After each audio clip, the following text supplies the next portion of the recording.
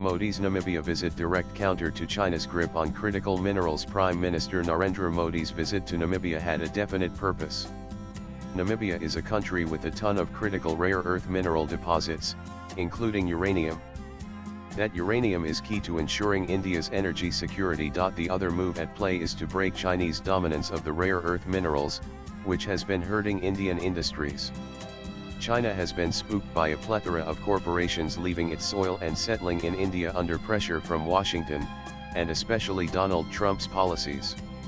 As a result, China has been playing spoilsport and has restricted exports and controlled the supply of rare earth minerals to throttle Indian industries, catering to the growing demand for production and manufacturing. Ahead of Prime Minister Narendra Modi's visit, India's High Commissioner to Namibia, Rahul Shrivastava, said that India is looking to import uranium from the African country and mentioned that the recent oil and gas discoveries in Namibia are also an area of interest for New Delhi.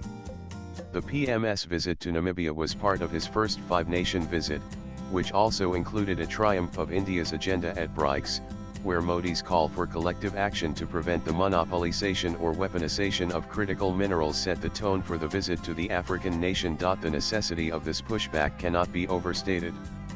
China's dominance in the critical minerals sector is the outcome of a deliberate, long-term state strategy designed to create global dependency. The statistics show the nature of control.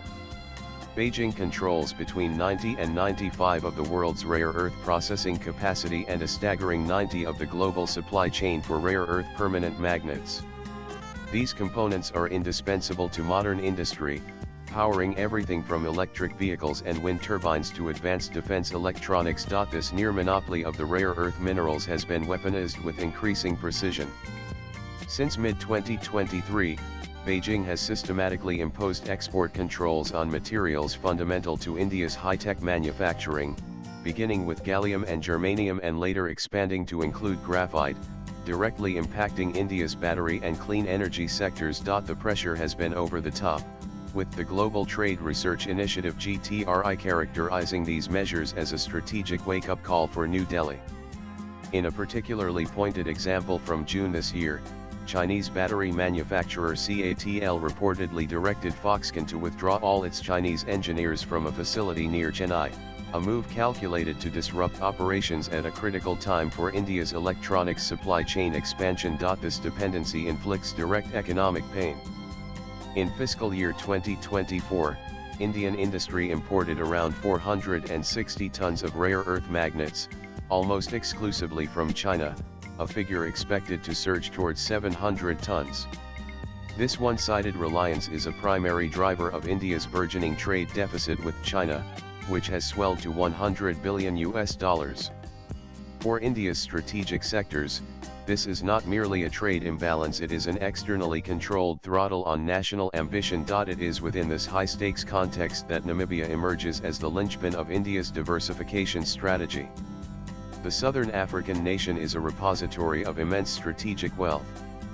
As one of the world's top 3 uranium producers and possessing significant, largely untapped deposits of lithium, cobalt, and other rare earth elements, Namibia holds the keys to the very resources China has sought to control. The core objective of Modi's visit was therefore to establish direct, resilient, and mutually beneficial supply chains that bypass both traditional intermediaries and, more importantly, Chinese geopolitical leverage. A central agenda item was the revitalization of a 2009 uranium supply agreement that has, until now, seen limited follow-through.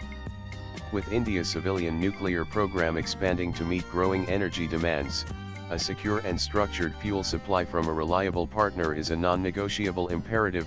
Maya's Secretary Damu Ravi noted that Namibia is being looked at as more than just a supplier. It is a result of the deeper strategic alignment that India wants to build with the African continent as a whole, where Africa's mineral wealth is viewed as integral to India's clean tech goals. The discussions, therefore, focused on creating long-term bilateral frameworks for exploration, mining, and supply, backed by Indian investment. The engagement in Windhoek is the build-up of the same broader strategic vision.